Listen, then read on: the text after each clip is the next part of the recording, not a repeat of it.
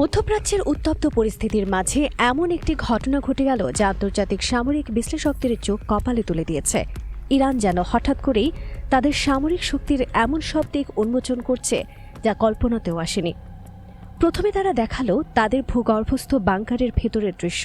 সেখানে সারি সারি সাজানো আধুনিক ড্রোন, উন্নত মিসাইল প্রযুক্তি, এমনকি দ্রুতগামী স্পিড বোটে লাগানো মিসাইল লঞ্চার দেখে বিশ্ববাসী অবাক হয়েছিল। কিন্তু আসল চমক অপেক্ষা করছিল পরবর্তী ঘোষণায়, যখন পুরো পৃথিবী ভাবছিল ইরানের কাছে হয়তো এতটুকুই সামরিক সক্ষমতা আছে। ঠিক সেই মুহূর্তে তেহরান থেকে এমন এক খবর বেরিয়ে এলো যা শুনে আমেরিকা, ইসরায়েল এবং ন্যাটো জোটভুক্ত দেশগুলো গভীর উদ্বেগে পড়ে গেছে। ইরানের দক্ষিণাঞ্চলীয় মরুভূমিতে একটি গোপন পরীক্ষা চালানো হয়েছে। এই পরীক্ষাটি এতটাই গোপনীয় ছিল যে বিশ্বের কোনো গোয়েন্দা সংস্থাই আগে থেকে এর খবর জানতে পারেনি। আর যখন এই পরীক্ষার ভিডিও ফুটেজ প্রকাশ করা হলো, তখন বিশ্বের প্রতিরক্ষা বিশেষজ্ঞরা বুঝতে পারলেন যে ইরানকে এতদিন যেভাবে মূল্যায়ন করা হয়েছে সেটা ছিল ভয়ানক ভুল।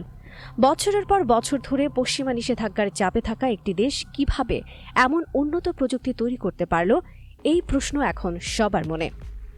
আর্থিক অবরোধ, প্রযুক্তি আমদানিতে বাধা, আন্তর্জাতিক বাজার থেকে বিচ্ছিন্ন থাকার পরও ইরান যদি এমন সামরিক প্রযুক্তি উদ্ভাবন করতে পারে, তাহলে তাদের আসল সামরিক সক্ষমতা কতটা গভীর হতে পারে, এই ভাবনাটাই এখন পশ্চিমা বিশ্বের নিরাপত্তা বিশেষজ্ঞদের রাতের ঘুম কেড়ে নিচ্ছে। ইসরায়েল দীর্ঘদিন ধরে আমেরিকার সবচেয়ে আধুনিক যুদ্ধবিমান F-35 ব্যবহার করে আসছে। এই বিমানের বিশেষত্ব কি জানেন? এটি এমন একটি স্টেলথ প্রযুক্তিতে তৈরি যা বিশ্বের যে কোনো উন্নত রাডার সিস্টেমকে ফাঁকি দিতে পারে। এই যুদ্ধবিমান তার সমস্ত অস্ত্রশস্ত্র শরীরের ভেতরে লুকিয়ে রাখে, যাতে রাডারে ধরা না পড়ে। এই ডিজাইন এমনভাবে করা যে এটি শত্রুর রাডারে প্রায় অদৃশ্য থাকে।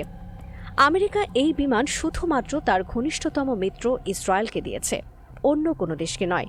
এর মানে এই প্রযুক্তি কতটা মূল্যবান এবং শক্তিশালী। F-35 এর আরেকটি বিশেষত্ব হল এটি উড়ন্ত অবস্থায় এমন সব জটিল কমান্ড সামলাতে পারে যা সাধারণ যুদ্ধবিমানের পক্ষে অসম্ভব। এটি একই সময়ে বিভিন্ন লক্ষ্যবস্তুতে হামলা চালাতে পারে। এখন পর্যন্ত মধ্যপ্রাচ্যে ইসরায়েলই একমাত্র দেশ যার কাছে এই প্রযুক্তি ছিল মানে অতীতকালে বলছি কেন, কারণ এখন মনে হচ্ছে ইরান হয়তো সেই একচেটিয়া আধিপত্য ভেঙে ফেলতে চলেছে। ইরানের সামরিক পরিকল্পনাকারীরা বহু বছর আগেই বুঝে গিয়েছিল যে তাদের আকাশসীমা রক্ষা করতে হলে শুধুমাত্র মিসাইল প্রতিরক্ষা ব্যবস্থা যথেষ্ট নয়, দরকার এমন প্রযুক্তি যা শত্রুর F-35 এর মতো স্টেলথ বিমানকেও মোকাবেলা করতে পারবে। আর তাই তারা নীরবে, গোপনে, কোনো ধরনের আন্তর্জাতিক মনোযোগ এড়িয়ে কাজ শুরু করেছিল। আর এখন এসে সেই প্রকল্পের ফলাফল সামনে এসেছে। ইরানের দক্ষিণের মরুভূমিতে যে জেটের পরীক্ষা চালানো হয়েছে তার গতিবেগ শুনলে আপনার বিশ্বাস করতে কষ্ট হবে। বিভিন্ন সূত্র এবং প্রতিবেদন অনুযায়ী এই জেটের গতিবেগ ঘন্টায় 4300 কিলোমিটার বা তারও বেশি হতে পারে। মানে এটি সাউন্ড ব্যারিয়ার ভেঙে সুপারসনিক গতিতে উড়তে সক্ষম। প্রথম পরীক্ষামূলক উড্ডয়নের সময় এটি যে গতিতে আকাশ চিরে গিয়েছিল তা দেখে উপস্থিত প্রত্যেকেই হতবাক হয়ে গিয়েছিল। এমনকি যারা ভিডিও ফুটেজ বিশ্লেষণ করেছেন তারাও স্বীকার করেছেন যে এই গতিবেগ অত্যন্ত ব্যতিক্রমী। কিন্তু সবচেয়ে রহস্যজনক বিষয় হল, অনেক বিশেষজ্ঞ ধারণা করছেন এই জেটটি হয়তো পাইলট ছাড়াই উড়তে পারে। মানে এটি একটি মানববিহীন যুদ্ধবিমান বা অত্যন্ত উন্নত ড্রোন হতে পারে। কিন্তু ইরান সরকার এখনও এই বিষয়ে কোনো স্পষ্ট বিবৃতি দেয়নি। তারা শুধু বলেছে এটি একটি পরীক্ষামূলক উড়ান ছিল এবং আরও অনেক তথ্য শীঘ্রই প্রকাশ করা হবে। এই নীরবতা আরও বেশি সন্দেহ এবং কৌতূহল সৃষ্টি করছে। এখন প্রশ্ন হল, নিষেধাজ্ঞার মধ্যে থাকা ইরান কিভাবে এতটা উন্নত একটি জেট তৈরি করল?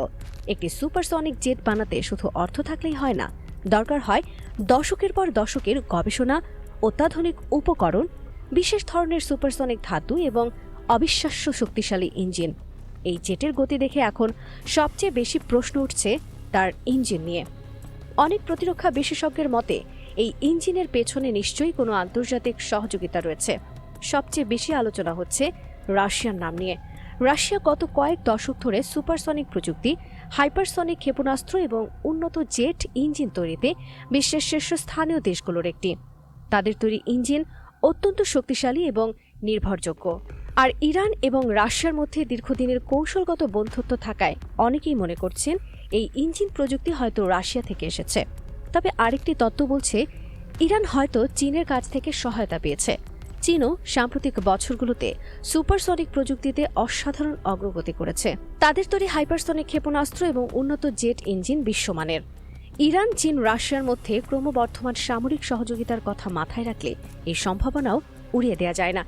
কিন্তু সবচেয়ে অবাক করা বিষয় হলো এত বড় একটি প্রকল্প নিয়ে কাজ হলো, অথচ বিশ্বের কোনো গোয়েন্দা সংস্থা আগে থেকে কিছুই টের পেল না। মোসাদ, CIA, MI6 সবাই মিলেও ইরানের এই গোপন প্রকল্পের খোঁজ পেল না। এর পেছনে একটাই কারণ, ইরানের অনন্য গোপনীয়তা কৌশল। ইরান তাদের সবচেয়ে গুরুত্বপূর্ণ সামরিক গবেষণা চালায় মাটির কয়েকশো মিটার গভীরে তৈরি করা ভূগর্ভস্থ ল্যাবে।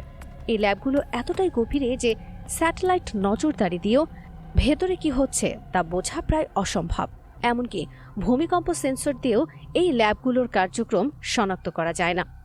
ইরান বছরের পর বছর ধরে এই পদ্ধতি অনুসরণ করছে এবং এখন পর্যন্ত তা অত্যন্ত সফলভাবে কাজ করছে। এই নতুন জেটটিও সম্ভবত সেই গোপন প্রকল্পেরই অংশ।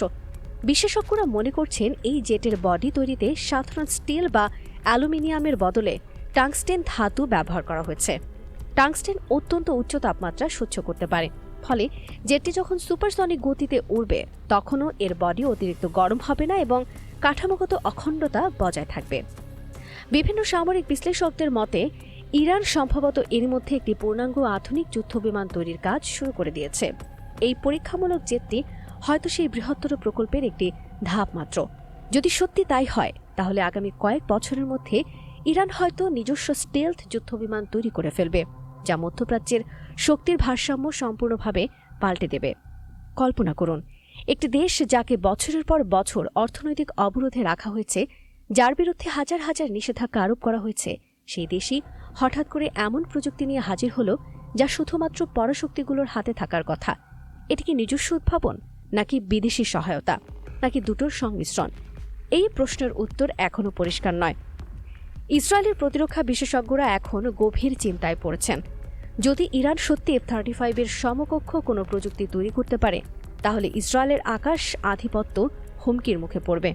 এতদিন ইসরায়েল মনে করত তাদের স্টিলথ বিমান দিয়ে তারা ইরানের যে কোনো লক্ষ্যবস্তুতে নিরাপদে হামলা চালাতে পারবে, কিন্তু এখন সেই ধারণা হয়তো ভুল প্রমাণিত হতে চলেছে। আমেরিকাও এই উন্নয়নে উদ্বিগ্ন। তারা দীর্ঘদিন ধরে নিয়েছিল যে নিষেধাজ্ঞার কারণে ইরান কখনো উন্নত সামরিক প্রযুক্তি তৈরি করতে পারবে না, কিন্তু ইরান প্রমাণ করে দিচ্ছে যে নিষেধাজ্ঞা হয়তো তাদের অর্থনীতিকে ক্ষতিগ্রস্ত করতে পারে, কিন্তু তাদের উদ্ভাবনী ক্ষমতা থামাতে পারে না। এখন প্রশ্ন হলো, ইরান কি সত্যি তাদের প্রথম উন্নত যুদ্ধবিমান তৈরি করতে পারবে? তারা কি এমন গতি এবং প্রযুক্তি অর্জন করতে পারবে যা বিশ্বের অন্যান্য শক্তিশালী দেশগুলোকেও টেক্কা দেবে? তারা কি কখনো F-35 এর মতো স্টিলথ প্রযুক্তির সমতুল্য কিছু উদ্ভাবন করতে সক্ষম হবে? এসব প্রশ্নের উত্তর এখনও অস্পষ্ট, কিন্তু একটা বিষয় নিশ্চিত, ইরান আর আগের মতো দুর্বল নয়। তারা ধীরে ধীরে নিজেদের সামরিক সক্ষমতা বাড়িয়ে চলেছে এবং বিশ্বকে একের পর এক চমক দিচ্ছে। আর এইসব ঘটনা মধ্যপ্রাচ্যের ভবিষ্যৎ নিয়ে নতুন করে ভাবতে বাধ্য করছে সবাইকে।